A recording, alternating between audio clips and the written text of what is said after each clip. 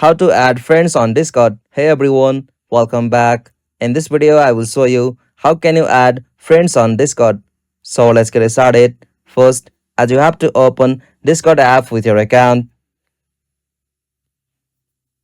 After you open Discord, you'll get this kind of interface. From here, at the bottom right, simply tap on you. From here, if you want to just add friend, simply tap on add friend at the top.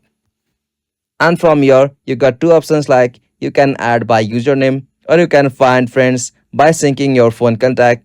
Simply go with any option. And from here, you'll have to just enter a username whom you want to add as a friend.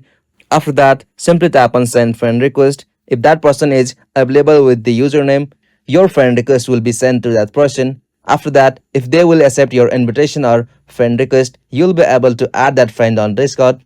As usual, you can do it from your contact like syncing with your phone contact. If you found it, simply tap on add friend. After that, you'll be able to add any friends on Discord. If you found this video helpful, please make sure to like and subscribe for more videos like this. Thanks for watching. Have a good day.